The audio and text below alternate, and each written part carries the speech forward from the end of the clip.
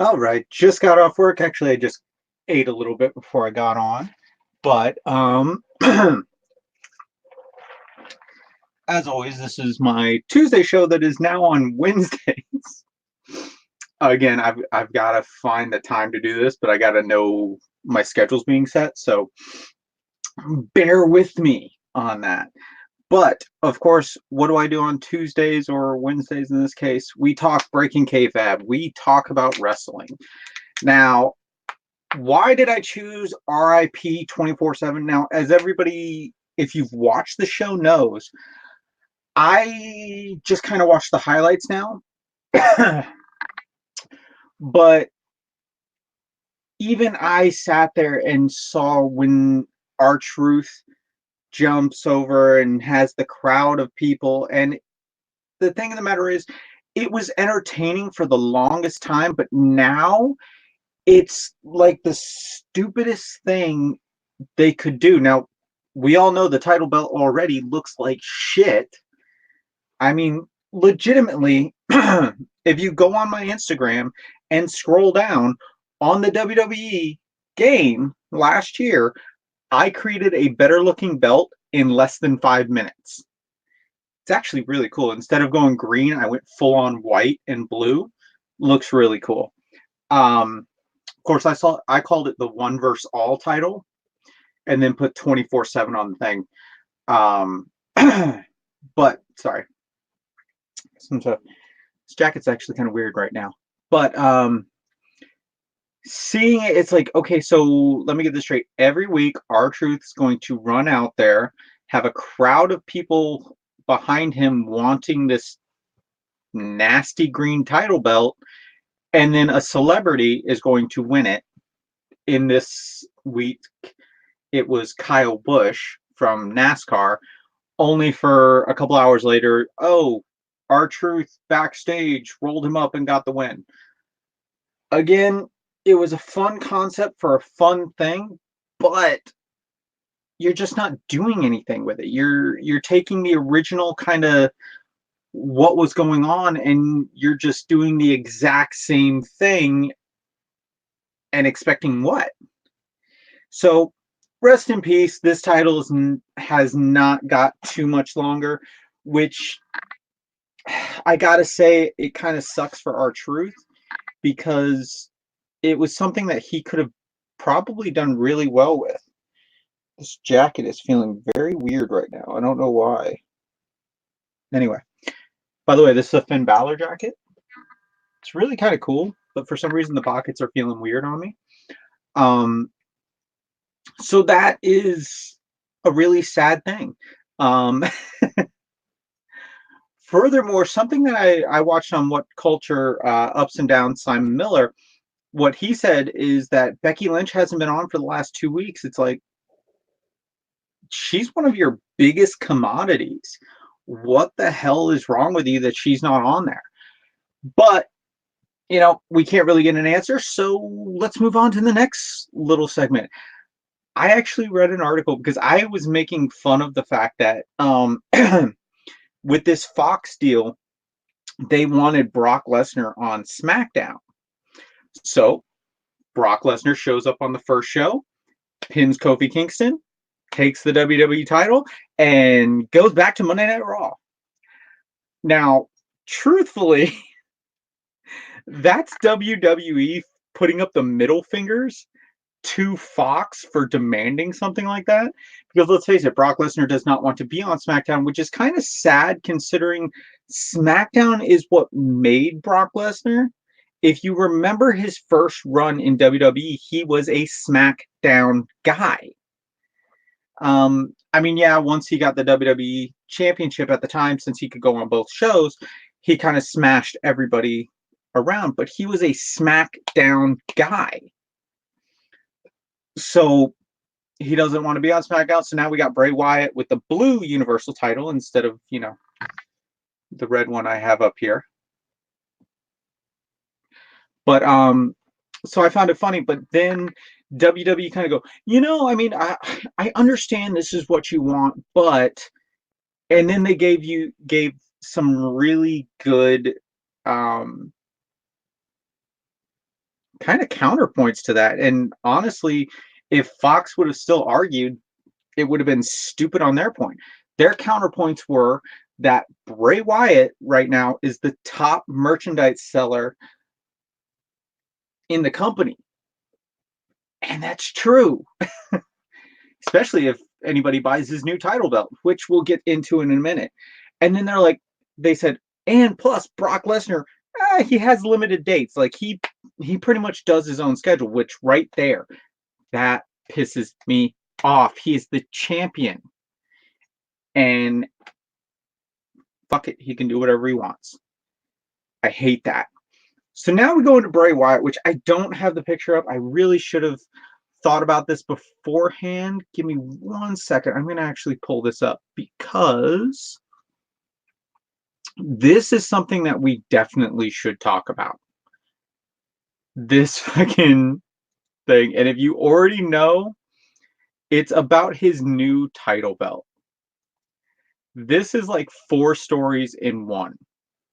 If I can actually pull it up. Give me 1 second. This thing is acting up right now. I know I should have pulled it up beforehand, but like I didn't really want to talk about it. Or I didn't really care to talk about it. But this is something I really should talk about. Everything should be talking about this. Sorry, give me 1 second. All right, there we go. Now I just got to share the screen. So, as I'm pulling this up, let's go over what it is. Bray Wyatt decided that The Fiend needed his own title belt because he's got a title belt, so The Fiend should too. That's when he created this thing. Now, if you don't see a problem already, let's go into this. So, this title belt, first off, is legitimately just the Fiend mask stretched out. Even when you go into the full thing. Now, this makes it look kind of cooler with the and then they kind of show him in. And then they got the hurt heel all over it. But, and this is where everybody's having such a fun time with it. Of course, every single title belt you get to own yourself. This title belt is no exception, except for it's done by a master in the horror field who created Bray Wyatt's new mask for The Fiend. But check this fucking price tag out. $6,499.99. A $6,500 title belt? I will tell you, this is one step lower than what they hold on TV. One step. It's still metal. It has, I think, fake leather or faux leather, but this is great quality. Hell, this one's plastic, and this is great quality too. You can kind of hear the difference. I don't know if it sound traveled that far. But if you want pretty much the exact replica of this that they've had on TV, it is $2,000. Now, all the gemstones, instead of being pretty much plastic or glass, become cubic zirconium, which makes sense if you think about it, because the real belt actually does have that. And if you think I'm lying, think about it this way. Cubic zirconium on TV will look better than what an actual diamond would. So that's what they use on the real belts. That's what they would use on that belt. And that belt is only $2,500. Makes sense because of the fact that if I pulled this out, too much there. There is freaking like 100 gemstones in this belt. So even with them not being actual diamonds, it's still going to cost a bit. But again, look at this belt. Wow, I can't even Normally you can go over and it'll pick it up and get better. But look at it. There's absolutely no gemstones on it. This is legitimately just a pure leather belt. That's all it is. It's a leather belt. $6,000, 3 times the amount. For that money, you can get this title, and the new blue universal title and still spend less money. Or you can do the step down with this one and you can pretty much own every single belt. Because this one I got for 300, I think. Yeah, it's a $429 belt. I got it on sale, so let's call it $350. $350. That means to get to $1,000, you could buy 3 belts. 3 or 1,000 to 6, so 3 times 6, 18. So for the price of this one belt, you can own 18 different title belts. You can get the Universal, you can get the Old Edition, you can get the Smoking Skulls, the Intercontinental, the Tag Team titles, the United States title. You can get the Hulk Hogan, Bret Hart, Shawn Michaels edition. Hell, for $750, you can get the amazing new Undertaker belt. Why the hell would you spend $6,000 for this? I don't care that's a limited edition. I don't care that it's done by this master of horror. It's still only a leather belt. So it's fucking crazy. It's just absolutely fucking crazy that they actually did that for $6,000. But what else do we have to talk about? I'm not going to do too much longer, but there is another story. What was the story? Oh, I went on Instagram right before I started driving home, and I saw something very interesting. John Morrison has signed a multi-year contract with WWE. John motherfucking Morrison, Johnny Nitro, Johnny Blaze, Johnny this, Johnny that. John Morrison is coming back to the WWE, and now it is 100% official. Fox News has reported it, and John Morrison himself has reported it, and that is the more important thing. He has reported it, and I cannot wait to see him come back. But I say that with a grain of salt because this guy, amazingly enough, has gone from originally just kind of a tag team kind of guy to someone that could have been something great. He could have this fucking title. But as we know in WWE, sometimes you don't get it. I mean, look at someone like Braun Strowman, who has literally been pushed so many times, and then because of backstage bullshit on his part, and you gotta blame him, he has still yet to hold this title, but he has been in title match after title match after title match after title match. But if you go through the history, he actually has a green version of this title from the Greatest Royal Rumble. The first time they went to, I can't think of the name right now. I'm literally blanking on that. But when they went overseas, which, by the way, if any superstar actually goes back after what they put them through, I would be surprised. If I worked for WWE and it's like the next time they go overseas, considering they basically held all the wrestlers hostage on the tarmac, I'd be like, yeah, nowhere in my contract it says that I can be held hostage, so I'm gonna stay over here in America. America! Anyway, so like if anybody actually goes over there, Saudi Arabia, there we go. They actually held them on the tarmac for like hours upon hours. Like it had to have every wrestler going, oh shit, oh shit, oh shit, what are we gonna do? What are we gonna do? What are we gonna do? I want to go home. So if anybody actually goes back over there, crazy. But the Greatest Royal Rumble at Saudi Arabia, Braun Strowman won, and he won a green version of this belt. Well, probably the WWE belt. But here's the other big problem with the Saudi Arabia shows. In any other fashion, he would have won the belt, and then the next time he goes on for the next month or so, he would have came out with the belt. Just like DeAndre the Giant Battle Royal, they come out with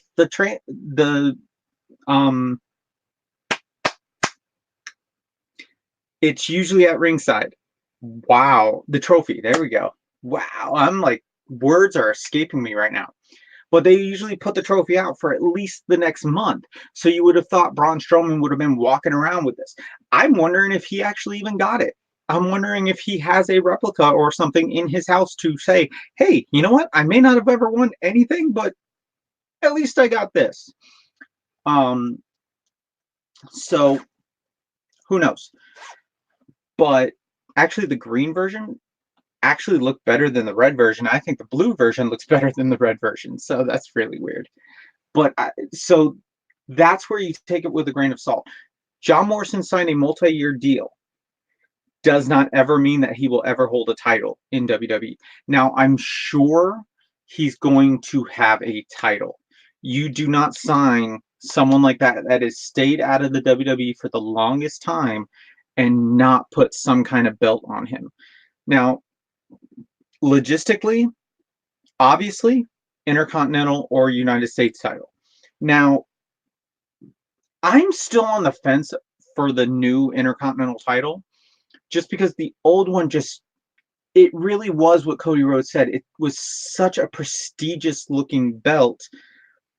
I'm still on the fence about this new one, but it does look good. I'm still very curious what they're going to do with the United States title, because it's the last standing belt besides the tag team title belts that doesn't have side plates that you can remove and put, the superstars on. It actually still has the nameplate. So I'm kind of curious, and it's the one title that has not changed. If you go back through the history, when that title came back into the WWE, because it was the WCW title for the most part, but when that came into the WWE, it's had the same look. Technically these have changed multiple times. From the time the United States title came in, this changed from the one that Brock Lesnar kind of held. And actually, I'm not sure. Let's just go with that one. The one that Brock Lesnar held in his first time, to the spinner title that John Cena did, that we knew for the longest time. Then, just pretend I'm pointing at this one, okay? Just pretend. Because this is just easier to see. So then, after the spinner title, The Rock came out and introduced basically these belts. But did he? No, he didn't. If you actually know, and you can go online and actually see it, when he introduced, it was the old WWE symbol, which was the scratching W's, where basically somebody just took a pen and kind of scratched two W's out. It had that, and then instead of like this small lettering down here, it just said championship or champion, something like that. It was like this big, bold thing at the bottom, and you can actually still buy that title. So then that version, but then when they changed to the sleeker WWE logo, that's when they changed it to just this, and then they did a smaller version of what that title belt is.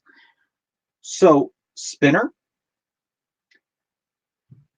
the title, and then this. And then introducing the Universal title, and now the blue Universal title. So you might as well consider it 4 different forms. The Intercontinental title went back to the old school title, and now it has a new form. That's 2.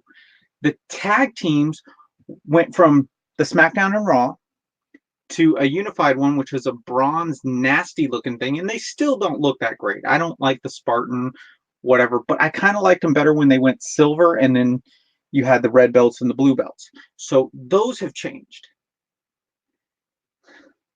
The United States title is the only one that hasn't changed. Now, as I said before, if they wanted to keep that way of looking at it, one of the guys I follow on Instagram, I never think about this. I'm kind of doing this on the fly, but he took the United States title belt. So where the plate is and the U.S. flag is, he extended it into the actual leather of the belt, so the entire belt was the US flag in the form that they're showing on the belt, and I really, really love that. That is really, really good. But it has to change. It absolutely has to change. It sticks out like a sore thumb. Now, if I had my choice, change the 24/7 title because that thing looks horrendous. But the fact of the matter is that belt has, I doubt that belt's going to even last the full year from when it was introduced. So if that belt lasts, wow. But they do need to change the United States title belt because it does not have the side plates. And ultimately, that's what they're going to do. So you have the US title that's going to change to the side plates. Sooner or later, you're going to have to change the tag team titles. Now, with the tag team titles, they can honestly leave the Spartans and just change the plates on the side. But with the US title, I don't think they could get away with that. So it's going to be very interesting to see where they go from here and if they can change it. Because even the NXT titles, I'm pretty sure, have the side plates. So it's going to be very, very interesting to see from here. But at the same time, I do find it still very weird because now NXT is no longer the, you know, like the B League, and then Raw and SmackDown are the A League. They're supposedly on the same playing field, right? NXT has the North American title belt, and then you have the US title belt. To me, it just kind of seems like those two shouldn't exist on the same playing field. So I'm very curious what they're going to do with it. I really am. Although I do find it always funny. I love that Rey Mysterio won it. I really do. But I always find it funny that the US title is held by more non-Americans than Americans, whereas the Intercontinental title is usually held by an American. It's always so funny how they do that, and I've seen it so many times since I've started watching wrestling. So that is going to be interesting. But as the whole point of this whole thing was, I'm so glad John Morrison is back. But again, take it with a grain of salt. We don't know what they're going to do with him. We don't know how they're going to use him. They've got to use him though. And it's just so sad because we're seeing this field, and even though Finn Balor went back to NXT and he will rise to dominance again, he will probably have the NXT title and all that kind of stuff. I do find his story so tragic because of the fact that he could never get back what he had, which, if you do not know, he is the first ever Universal Champion, and he has never held the title afterwards. He won it the next night. He found out that he had an injury that was going to take him out of action for too long, and they had to strip him of the title.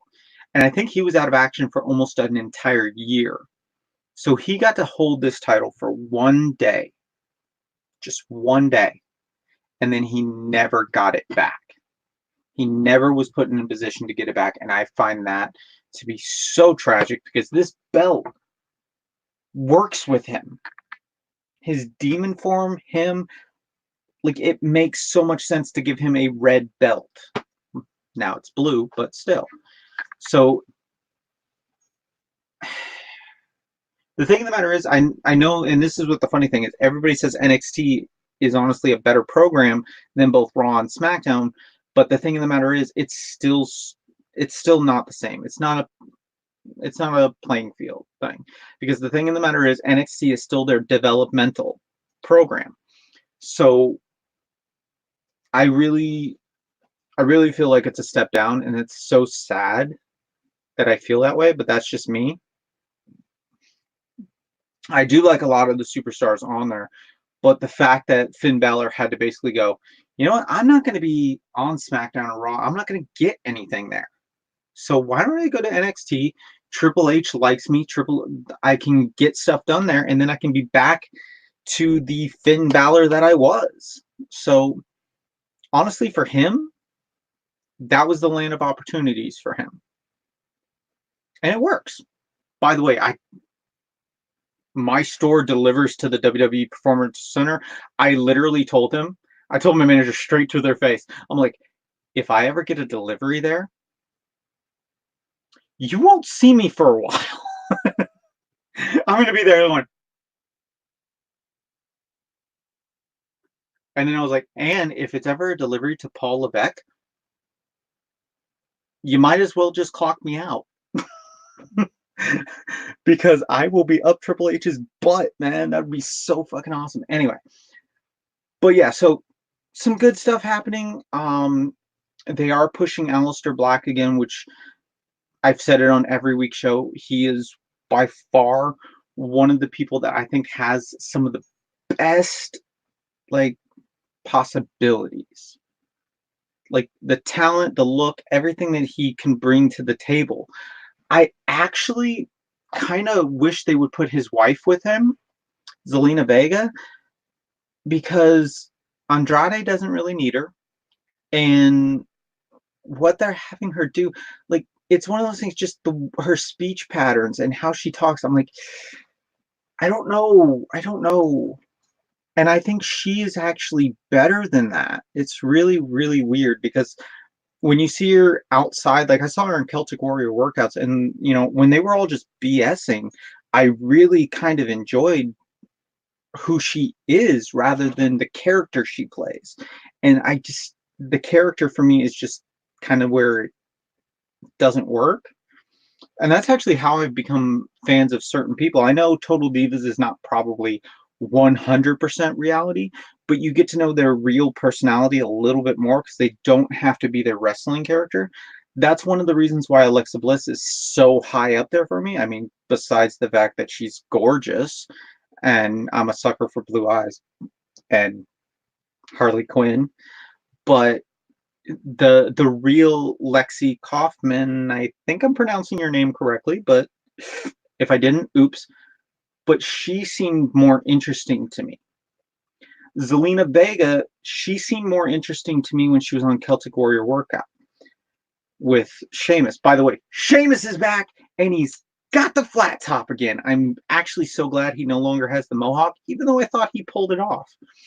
I'm kind of wondering, because if you look at Shinsuke Nakamura's page, he actually has a mohawk. So I'm kind of wondering if he's going to end up putting the mohawk back up, because I feel like that's the reason why he just keeps his hair down, because, Sheamus already had the mohawk before Shinsuke kind of arrived on the scene, but we'll see. But I'm kind of glad that Sheamus is back to kind of see what he can do. Sadly, his tag team partners is just kind of there.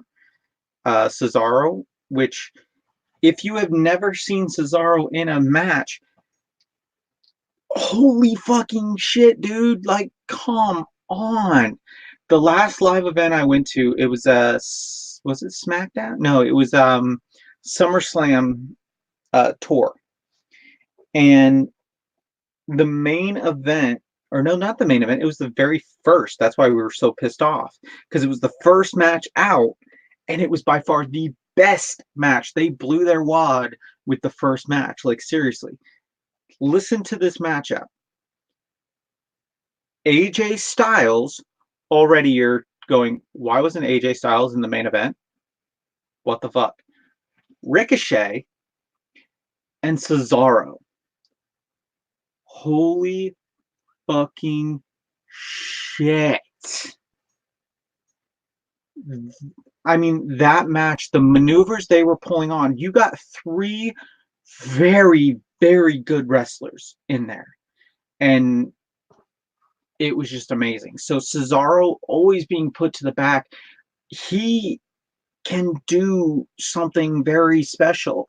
And I hope it's not another situation like Kofi Kingston, which Kofi Kingston can put on a 5-star match.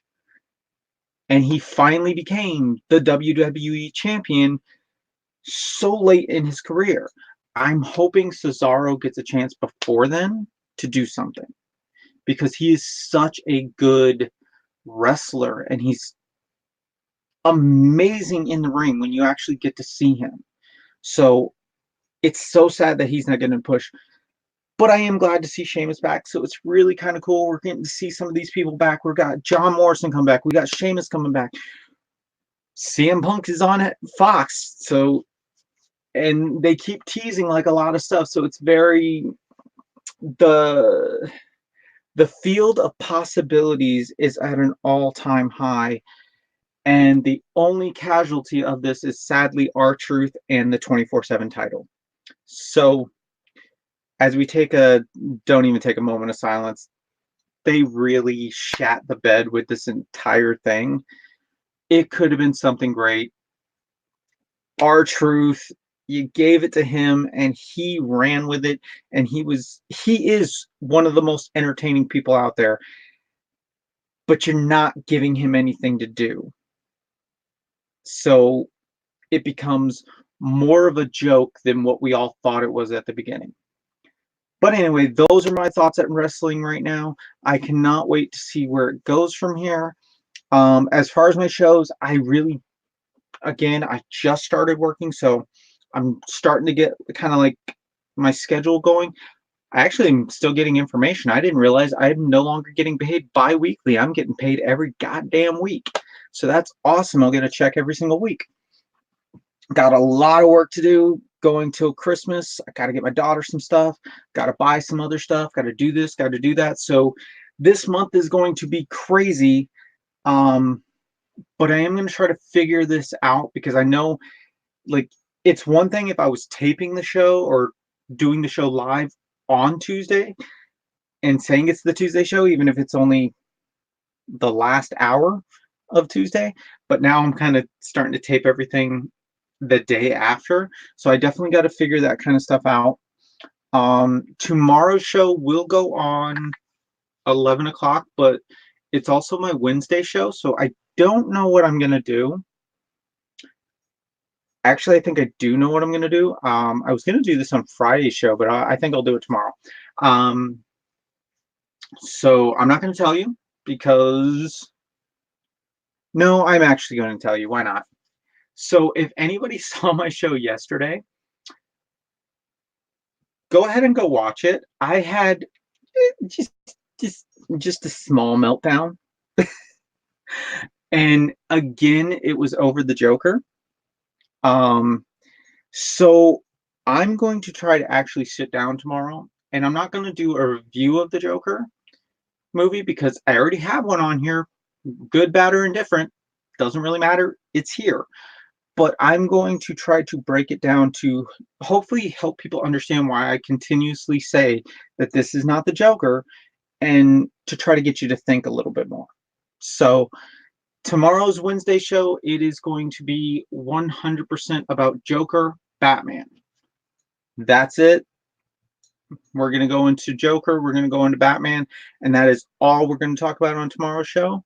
So if you want to hear me bitch a little bit, I'm going to try to keep it very calm, and I'm going to try to, like, give you my thoughts well thought out. I'm going to bring facts to the table, facts from the movie, facts from the comic books, facts. Hopefully tomorrow I am off, so I'll have time to research everything and try to get stuff kind of brought up. That way I can try to give you as much information as possible. As always, like, subscribe, comment. Next week we will be doing Breaking Kayfabe, but I don't know what the subject is because we haven't had any shows since then. Also, TLC's coming up soon. Did anybody know that? I didn't know that. Do they have any matches? No. Oh my God, what's going on? Anyway, so like, subscribe. All my links are below. If you want to help my daughter out, you want to help me out. I am going to be starting a Patreon soon. I feel like people feel like that's a little bit more reliable. Playing with my zipper, I don't care. So we're going to do that.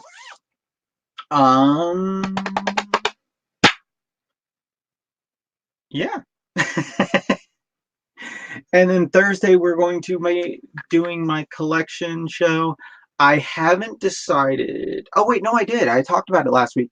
I was going to put this off a lot, but this Thursday on Collection Addiction, we are going to go over some of my Harley Quinn stuff, which, if you don't know, because I know everybody kind of sees behind me when I do these shows, and you're constantly seeing wrestling, wrestling, wrestling, wrestling, wrestling. But if you actually shift over, you can kind of see right here. This is a Harley Quinn hat. This entire display case has Harley Quinn in it. And if you actually saw around my room, I know you've seen it in reflections. I have lights that kind of reflect Joker and Harley Quinn. So we are going to talk about my Harley Quinn obsession on my collection addiction. So basically, let's break it down. Tomorrow we're talking about Batman and Joker on my Wednesday show. And Thursday we are going to be talking my Harley Quinn collection. Friday is what the Fridays. I talk about whatever. So I am hoping to get some guests kind of on here. Mostly my friend Adam, because me and him have a great rapport. 7 years ago, at my lowest possible point, I reached out to him and he reached back out, and we ended up going to Buffalo Wild Wing and rekindling our friendship. And it has been one of the best friendships that I have. Him, his wife, and his son are family. And family! We're in the Fast series now. Family! I'm not going to put that in there. I thought of something really funny for the next Fast movie. But, so again, like, subscribe. If you'd like to help me and my daughter out, go on below. I have my Amazon wish list below. Help me do this. Get the show running better. I need lights. I need all this kind of stuff. And it all costs money. And I just started making money again. So, and Christmas is coming up. So in that wish list, I also have a wish list to the side. I might, if anybody wants to, I might put some stuff on there for my daughter. I might actually do a wish list for her for Christmas, because I do have a bit for her. I have a plan of attack, so I know a couple things I want to do, but of course I still have my car payment due, my credit card payment, which is actually past due. I need to pay that in the next few days. So it's a crazy time for me right now, and this show and kind of just getting this out there does help. Now, if only I could figure out a way to, you know, sleep, because that is really hard for me, but we might talk about that on Friday. Anyway, like, subscribe, all my links below. I'm going to get off of here. I'm going to drink some soda, watch some movies, or watch a movie, and play my video game. So I will see you tomorrow for my Wednesday discussion of Batman and the Joker. See you later, man.